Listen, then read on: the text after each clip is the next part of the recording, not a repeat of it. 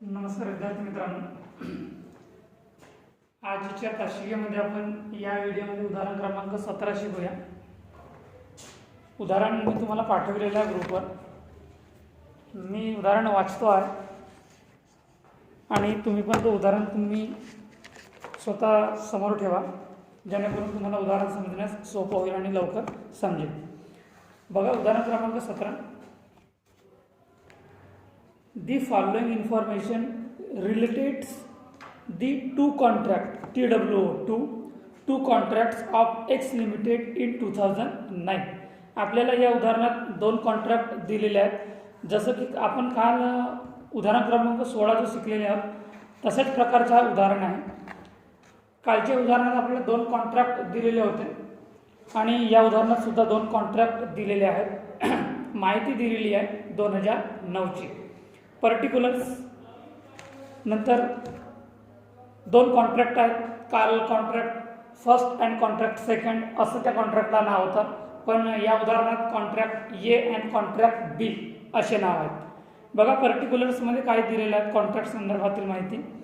Material sent to site, labour, plant, direct expenses, establishment charges, materials return to store, work certified, work uncertified, material at site 31 December 2009, wages accrued 31 December 2009, direct expenses accrued 31 December 2009 and value of plant 31 December 2009. जी काही आपल्याला in bracket जी तारीख दिलेली आहे ती closing date दिलेली आहे आणि त्याची राशीसुद्धा आपल्याला दिलेली आहे.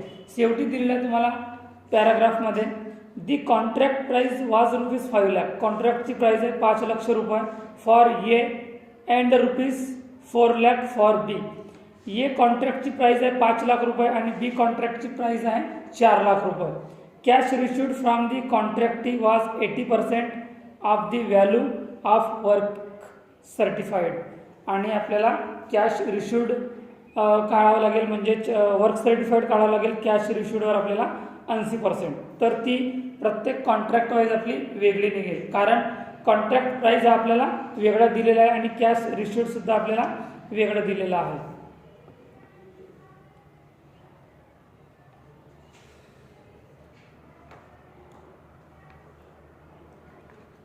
तर आणि शेवटी एक लाईन दिलेली आहे आपल्याला, prepare for the contract account. फक्त आपल्याला याच्यात कॉन्ट्रॅक्ट अकाउंटच तयार करायचं आहे.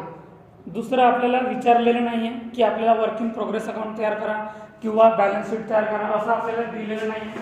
आपल्याला उदाहरणात फक्त दिलेलं आहे कॉन्ट्रॅक्ट अकाउंट, तोच आपल्याला फक्त कॅल्क्युलेशन करायचं आहे. आपल्याला उदाहरणात जेवढं विचारलेलं माहिती राहील तेवढीच कॅल्क्युलेशन करायची आहे. अदरवाईज आपल्याला अदर माहिती किंवा अदर कॅल्क्युलेशन करायचा नाही आहे. कारण तुम्ही अतिरिक्त कॅल्क्युलेशन करा जर विचारलेलं नाही आहे तर विद्यार्थी तुम्हाला काही जास्तीचे मार्क्स देणार नाही आहे किंवा जास्त किंवा 8 मार्कपैकी तुम्हाला 16 मार्क्स देणार नाही. पहिलं आपण अकाउंट तयार करूया, कॉन्ट्रॅक्ट अकाउंट, आणि आपल्याला फक्त कॉन्ट्रॅक्ट अकाउंटच विचारलेला आहे. कॉन्ट्रॅक्ट अकाउंट दोन कॉन्ट्रॅक्ट दिलेले आहेत आपल्याला, तर आपण अमाऊंटचे दोन कॉलम ठेवूया, contract A and contract B.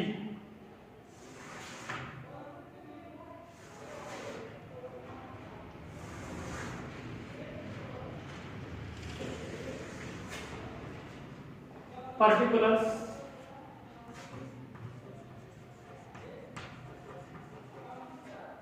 Contract A rupees, contract B rupees. Particulars contract A rupees, contract B rupees. बघा आता आपल्याला उदाहरणात काय दिलेली आहे माहिती. पहिला पॉइंट आहे मटेरियल सेंट टू साइट. पहिलं पॉईंट राहणार आहे to material sent to site. To material sent to site. किती दिलेला आहे material sent to site? Contract A चा दिलेला 1,70,698. 1,70,698. बी चा दिलेला 1,46,534. 1,46,534. नंतर दुसरा पॉइंट लेबर. टू लेबर दिलेला 1,48,750. 1,48,750 आणि 1,37,046. 1,37,046. नंतर डायरेक्ट एक्सपेन्सेस.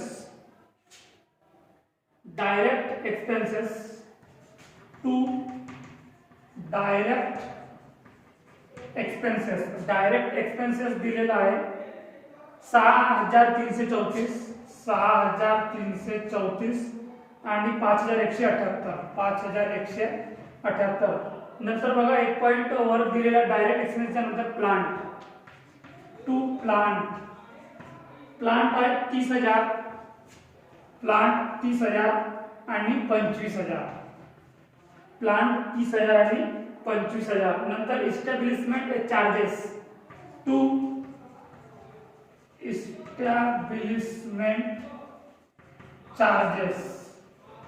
इस्टॅब्लिशमेंट चार्जेस आहे 8,252.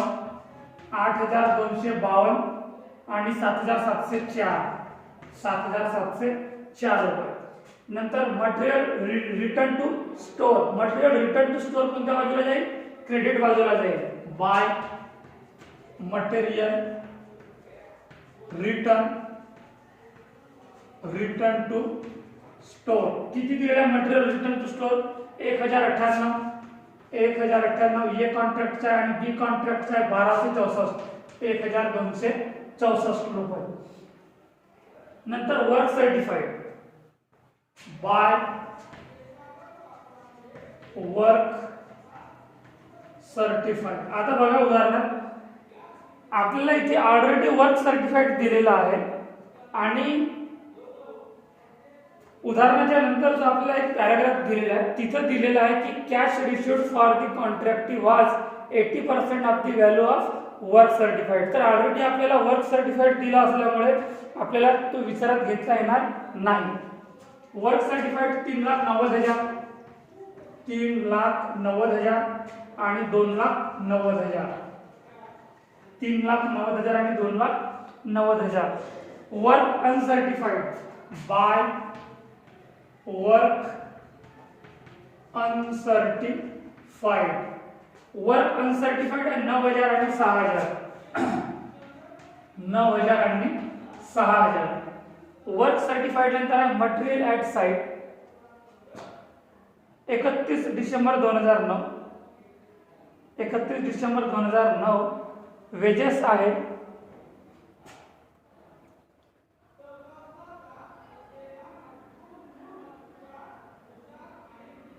Work certified material at site. Material at site closing दिलेला आहे. Material at site 31 December 2009. तर क्रेडिट बाजूला येणार आहे बाय. आपण याला बॅलन्स ऑफ मटेरियल सुद्धा म्हणतो आहे पण आपल्याला जो नाव दिलेला आहे उदाहरणार्थ त्याच नावाने याची एंट्री करूया. Material at site. By material at site. Material at site आहे 3,766 रुपये. 3,766 रुपये आणि 3,472 रुपये. 3,472 रुपये. मटेरियल ॲट साइट नंतर आहे वेजेस ॲक्वर्ड. तो आपला कोणत्या बाजूला येईल? डेबिट बाजूला. Wages. To wages accrued. To wages accrued. किती दिलेला आहे वेजेस ॲक्वर्ड? 4,800. 4,800 आणि 4,200. वेजेस ॲक्वर्ड नंतर आहे direct expenses accrued. To direct expenses accrued. किती आहे डायरेक्ट एक्सपेन्सेस ॲक्वर्ड? 480 रुपये. 480 आणि 360 रुपये. नंतर व्हॅल्यू ऑफ प्लांट आपल्याला डिप्रिशिएशन काढत असताना याचा उपयोग होऊ शकतो आहे बघा. The contract price was ₹5 lakh for A and ₹4 lakh for B. Cash received from the contractee was 80% of the value of work certified. आपलं कोणते कोणते मुद्दे आता याच्यात बाकी आहेत आपल्याला बघा.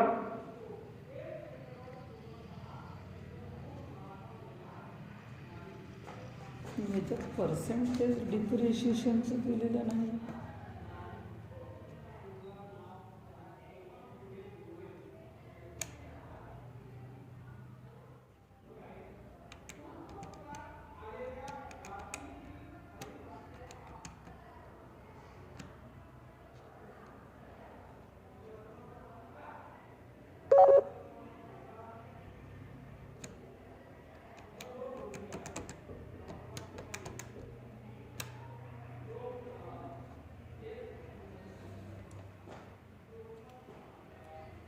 डिप्रिशिएशन घसारा याचा पर्सेंटेज आपल्याला दिलेलं नाही आहे.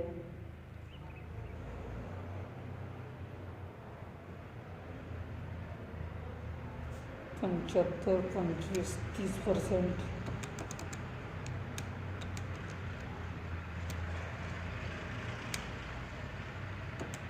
$30,000 गुणिले 100 भागिले 80 ना 20% याचं कॅल्क्युलेशन बघूया. आपल्याला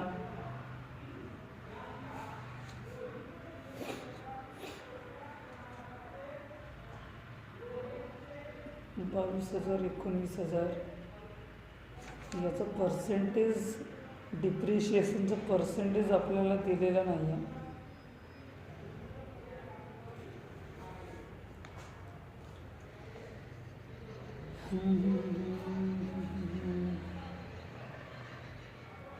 $8,000 प्लांट 30,000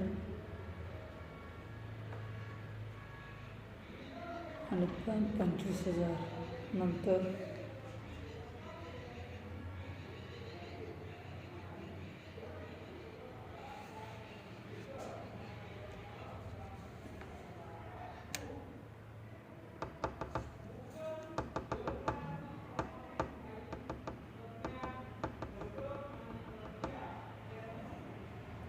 बघा विद्यार्थ्यांनो, या उदाहरणात एक मिस्टेक आहे आणि ती मिस्टेक पूर्ण उदाहरणाला खराब करत आहे. ती मिस्टेक म्हणजे आपल्याला या उदाहरणात डिप्रिशिएशनच दिलेलं नाही आहे आणि पुस्तकांमध्ये डिप्रिशिएशन मायनस केलेलं आहे. नेमकं किती डिप्रिशिएशनचं पर्सेंटेज आहे, घसाऱ्याचं पर्सेंटेज आहे, तो आपल्याला या उदाहरणात दिलेलं नाही आहे. पण आपण आता उदाहरण सॉल्युशन केलेलेच आहोत. तर याच्या आधीच्या उदाहरणात आपल्याला डिप्रिशिएशन 10% दिलेलं होतं. तर आपण या उदाहरणात फॉर एक्झाम्पल 10% घेऊया, कारण या उदाहरणात डिप्रिशिएशनचा पर्सेंटेज दिलेला नाही आहे आणि जो कॅल्क्युलेशन आहे, जो सॉल्युशन आहे, याच्यात डिप्रिशिएशन मायनस केलेला आहे. तो नेमका किती पर्सेंटेज केलेला आहे, तर रक्कम आहे याच्यात प्लांटची 30,000वर 8% मायनस केलेला आहे. तर हे 8% म्हणजे आपण 30,000वर 10% घेतलं तरी 8,000 नाही येत आहेत, 20% घेतलं तरी 8,000 नाही येत आहेत, 25% घेतलं तरी 8,000 नाही येत आहेत आणि जर 30% घेतलं तर 8,000पेक्षा जास्त रक्कम येत आहे. तर याच्यात 27, 27.5, 28% डिप्रिशिएशन मायनस केलेला आहे. पण उदाहरणात आपल्याला जो पर्सेंटेज मायनस केलेला आहे तो पर्सेंटेज दिलेला नाही आहे. पण फॉर एक्झाम्पल आपण या उदाहरणात 10% डिप्रिशिएशन घेऊया, कारण आपल्याला डिप्रिशिएशनचं पर्सेंटेजच दिलेलं नाही आहे. तर आपण उदाहरण कॅल्क्युलेशन करणार कसं, बघा पुस्तकांमध्ये मिस्टेक राहतात आणि हे मिस्टेक इथे आहे की उदाहरणात डिप्रिशिएशनचा पर्सेंटेज दिलेलं नाही आहे. आपण आपल्या मताने 10% घेऊया किंवा बाय द वे तुम्ही जर 15% घेत असाल तरी काय हरकत नाही. पण आपण 10%, याच्या आधीच्या उदाहरणात 10% दिलेलं होतं डिप्रिशिएशन, आपण इथे डिप्रिशिएशन घेऊया. तर बघा आता उदाहरणात विद्यार्थ्यांनो आपल्याला बॅलन्स ऑफ मटेरियल कॅल्क्युलेशन करावायचं आहे. ठीक आहे, तर बॅलन्स ऑफ मटेरियल आपण कॅल्क्युलेशन करूया. सॉरी बॅलन्स ऑफ मटेरियल म्हणतो, balance of machine, balance of machine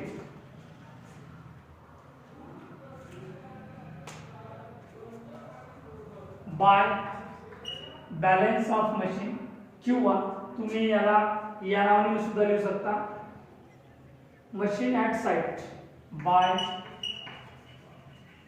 machine at site.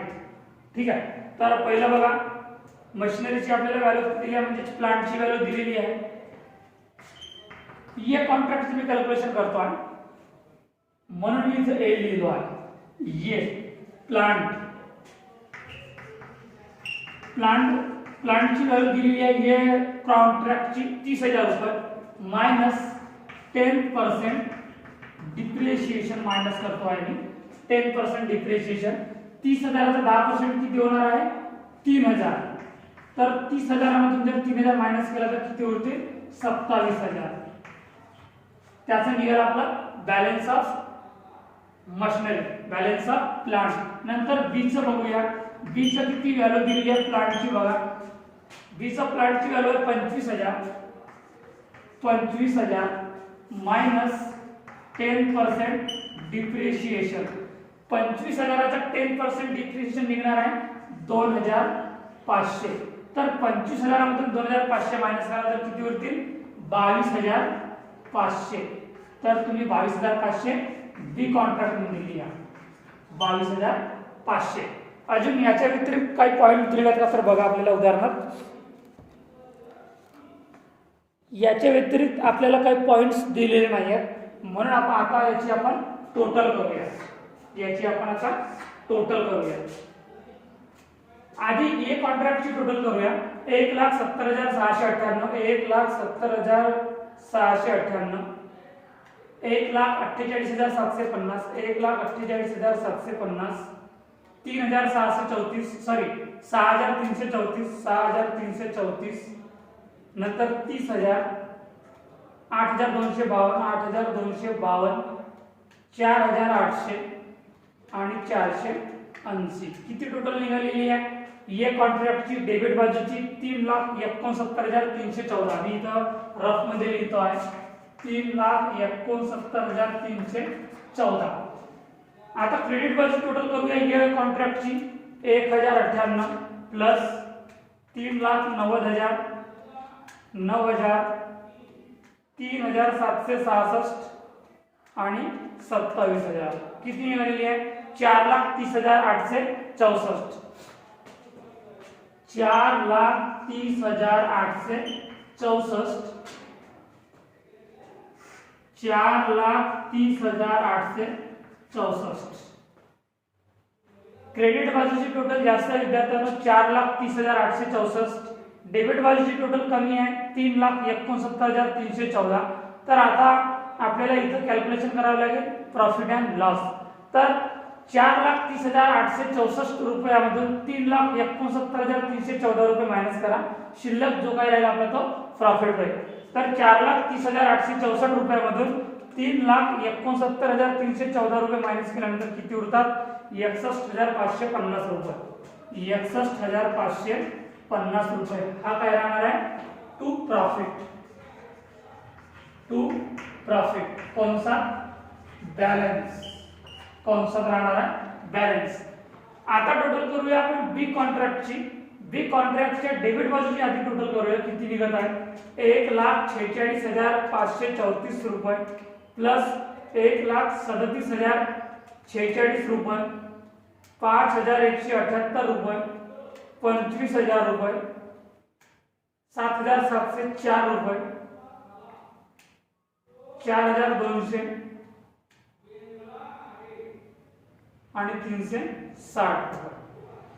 B कॉन्ट्रॅक्टच्या debit बाजूची टोटल आहे 3,26,022 रुपये.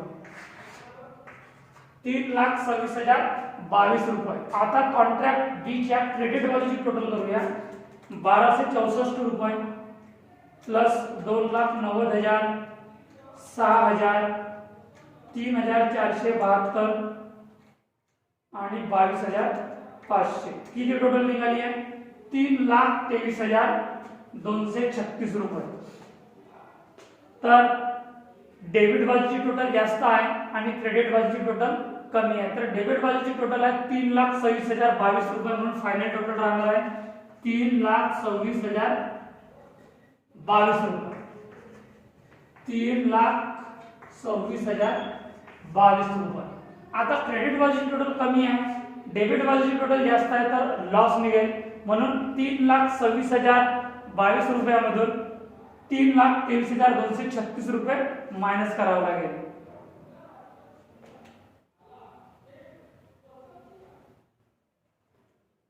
मायनस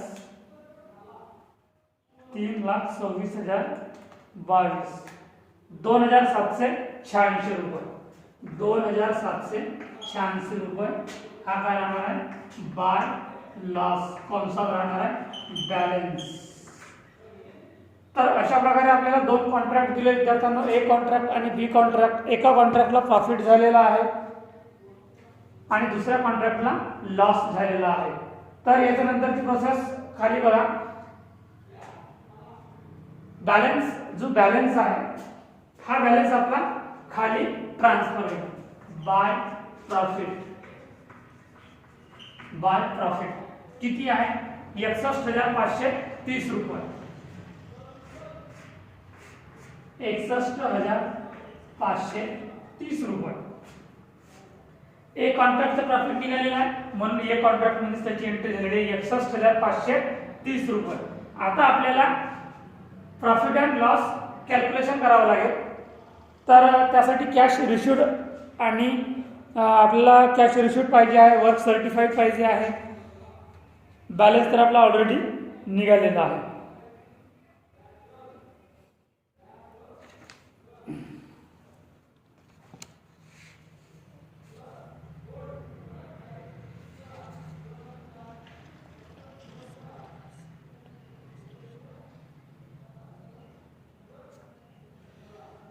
आता याच्या आधीच्या उदाहरणात आपल्याला कॅश रिसिव्ड दिलेली होती.